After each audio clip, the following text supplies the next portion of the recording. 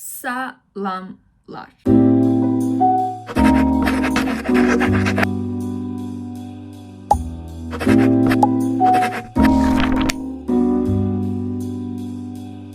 İki aylık bir müddətdən sonra yenidən YouTube'a dönürəm. YouTube'a video atmamamın bir çox səbəbi var idi. Çünki birincisi vaxt ayıra bilmirdim YouTube'a. Çünki həm imtahanlarım var idi iyun ayında, daha sonra işim var idi. İki şeyi bir anda idarə elədiyim üçün üçüncünü bura əlavə eləyə bilmirdim. Amma dedim ki, artıq YouTube'a dönməliyəm. Çünki çox istəyirdiniz ki, video çəkim.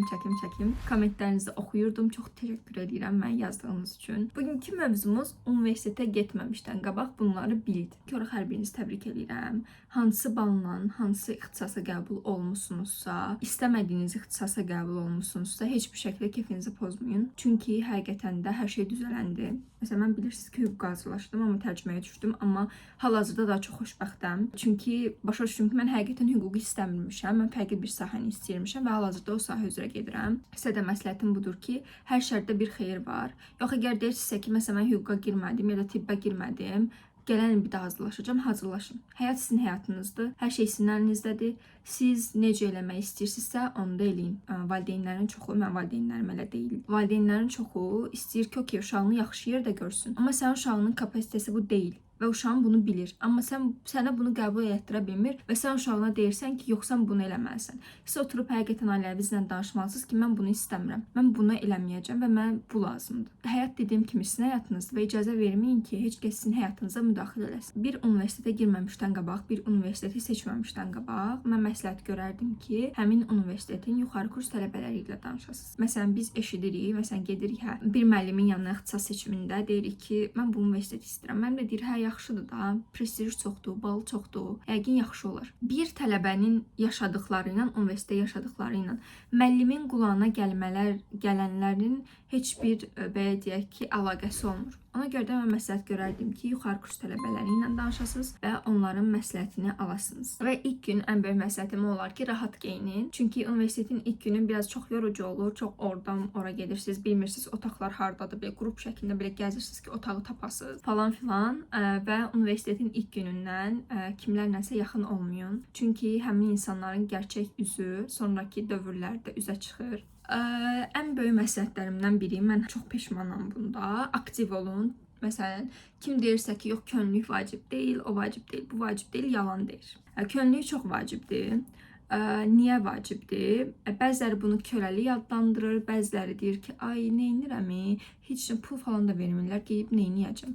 Birincisi, əgər siz vaxtınızı həqiqətən də əyləncəli keçirmək istəyirsinizsə, bütün könüllüklər yox. Hamısına qoşulmayın. TGT-lərə qoşulmayın. Zarafat edirəm. TGT-yə də qoşula bilərsiniz. Mən varamı? Yox. Amma qoşula bilərsiniz. Orada da həqiqətən çox belə bəzən sizə həqiqətən fürsətlər yaradırlar ki, siz o fürsətlərdən istifadə edə biləsiniz. Ümumiyyətcə, universitetdə fərasətli olmaq lazımdır uşaqlar. Fərasətli olmadısa, heç nə əldə edə bilməyəcəksiniz. Ümumiyyətcə, həyatda fərasətli olmaq lazımdır. Fərasətli olmasanız, heç nə əldə edə bilməyəcəksiniz. Bunu yadınızda saxlayın. Bütün könüllüklərdə iştirak eləməyin. Amma çalışın ki, həqiqətən könüllüklərdə iştirak eləyin. Əsasən beynəlxalqları mən məsləhət görürəm. Mən Formula 1-im ən çox məsləhət görürəm. Formula 1 həqiqətən çox yaxşı bir könüllük proqramıdır mənə görə. Daha sonra beynəlxalq olanlardan COP29 2500 getdi. Vufon 3. Yəni bunlar həqiqətən çox yaxşı könüllük proqramlardır. Çünki beynəlxalq könüllük proqramlardır və siz burada xaricilərlə tanış olursunuz, dili biliklərinizi inkişaf elətdirə bilirsiniz. Buradakı mühit tamamilə fərqlidir. Networking baxımından çox inkişaf eləyirsiniz. Bundan əlavə olaraq bəzilərinin bilmədiyi Nizami Gəncəvi könüllük proqramı var. Tam adı yadımda deyil. Sadəcə buralara bir yerə yəqin ki qoyaram ya da yazaram adını. O könüllük proqramı da diplomatiya sahəsində inkişaf eləmək istəyən tələbələr üçündür. Buna beynəlxalq münasibətlər, dövlət və ictimai münasibətlər, bu kimi sahələr daxildir və eləcə də tərcümə, və eləcə də regionşünaslıq çox yaxşı bir könüllük proqramıdır həqiqətən o da. Mən bu il müraciət eləmişdim sadəcə olaraq VUFA-da və ona da e-maillərimi yoxlamadığım üçün və e-maillərinizi yoxlayın. E-maillərimi yoxlamadığım üçün görməmişdim. Belə. Daha sonra məncə ən vacibi büdcənizi yaratmaqdır. Çünki tələbəlik dövründə əgər dövlət sifarişi təhsil alırsınızsa, ilk başlıqda, yəni universitetin elə birinci semestrindən, yəni sentyabr ayından sizə stipendiya verilir. Və bir də ki, əgər dövlət sifarişi yoxdur, ödənişli əsaslarla oxuyursunuzsa da, ortalamanız əgər yuxarı tutsanız ikinci semestrdən sizdə də stipendiya verilir. O stipendiyanı düzgün xərcləyin. Mən birinci kursda demək olar ki, ailəmdən pul almamışam çox da. Çünki büdcəmi düzgün idarə edə bilirdim həmin dövr. İndi eləyə bilirəm, yox. Düzdür. Əlbəttə ki, inkişaf elədikcə bizim də xərclərimiz artır, amma bu büdcəni düzgün idarə etmək lazımdır. Əgər siz büdcənizi düzgün idarə eləsəniz, həqiqətən də pulunuz ayın sonuna kimi çatacaq. Əsas pulunuzu məncə yatırmalı olduğunuz şey təhsilinizdir. Təhsilinizə çox böyük önəm verin. Təhsil sizi ən çox inkişaf elətdirə biləcək şeydir və sizə gəlir gətirəcək şey sizin təhsilinizdir. Ona görə də təhsilinizi çox yaxşı bir şəkildə inkişaf elətdirin, özünüzü inkişaf elətdirin, bol-bol dillər öyrənin. İngilis dili indi bilməyiniz çox bir üstünlük deyil. Çünki hamı ingilis dili bilir. Rus dili də elədir. Yəni bu iki dili bilməyiniz çox böyük üstünlük deyil. Mən deyərdim ki, alman, ispan, əsasən bu iki dillərə çox böyük fokus verin. Çünki bir çox dünya ölkələrində əsasən alman və ispan dili danışılır. Yəni məncə bunları öyrənsəniz, daha sonradan nə bilim fransız da öyrənə bilərsiniz, italyan da, yəni bu dillərdə öyrənə bilərsiniz. İngilis və rusdan sonra mən çox məsləhət gördüyüm ispan və alman dillərdir. Düz mən məktəbdə alman dili keçirəm. İspan dilini də müəyyən qədər öyrənmək istəyirdim, amma sonra yarımçıq qoydum. Amma disiplininiz olmalıdır. Əgər bir şey eləmək istəyirsinizsə, ümumiyyətcə dil öyrənmək istəyirsinizsə və özünüzü inkişaf etdirmək istəyirsinizsə, vaxtın idarəsini öyrənin. Çünki vaxt idarəsi çox vacibdir. Bu sizin gələcək həyatınızda da çox böyük təsir göstərəcək. Məsələn, mən belə deyək ki, həm universitetə gedirəm, universitet dövründən danışıram. İkinci kursum necə keçib? Universitetə işə gedirdim. Sonra gedirdim universitetə. Sonra axşam evə gəlirdim. Dərslərimi oxuyurdum. İşim varsa işimi eləyirdim və ondan sonra yatırdım. Yəni özümə çox da vaxt ayıra bilmirdim 6 bazardan savayı. Və bu heç yaxşı bir şey deyil. Ona görə də yəni universitetdə təkcə belə deyək ki, akademik həyatınıza fokus eləməyin. Okey, ortalama yuxarıdır. Əgər siz gedib xaricdə təhsil alacaqsınızsa, əgər burada işləyəcəksinizsə, həqiqətən ortalama o qədər də vacib deyil. Çünki sizin əsasən bacarıqlarınıza baxırlar. Yox, əgər xaricdə oxuyacaqsınızsa, həqiqətən ortalamanızı çox yuxarı tutmalısınız.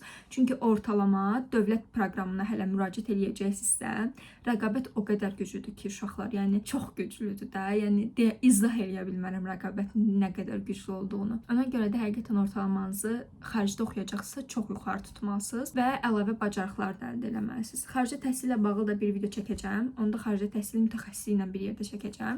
O mövzu haqqında da sualınız varsa, indidən komment hissəsində bildirin. Mən o sualları ətraflı şəkildə cavablandıracağam. Vaxtınızı idarəsinə ona görə düzgün bölün. Yəni özünüzə də vaxt ayırın, təhsilinizə də vaxt ayırın, sosial həyatınıza da, dostlarınıza da, ailənizə də hər şeyə vaxt ayırmağa çalışın. Düzdür, bu biraz yorucu olacaq ilk başlarda, amma daha sonradan düzələcək. Dərs sisteminə alışın. Bizdə məsələn dərslər 90 dəqiqədir. Bir 90 dəqiqə dərsdə oturmaq biraz çətindir, amma öyrəşirsiniz. Universiteti gözlüyünüzdə çox da böyütməyin.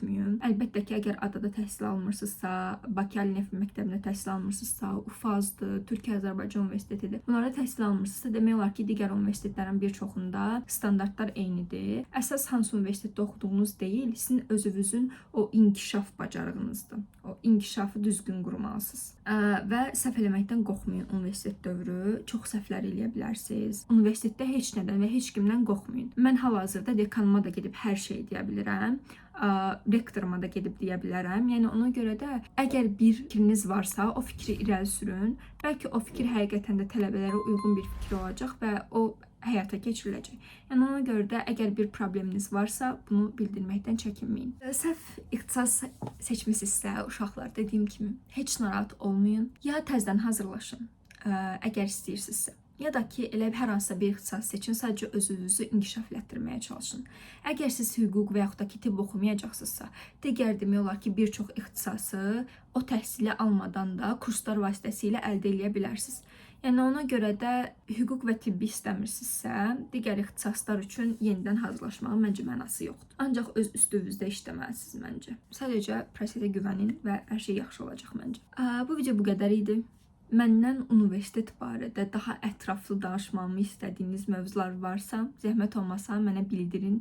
Mən onlar haqqında qəşəng videolar çəkim, paylaşım. Çox sağ olun bugün məni izlədiyiniz üçün. Çalışacağım ki, daha aktiv videolar paylaşım. Digər videolarda görüşmək ümidi ilə.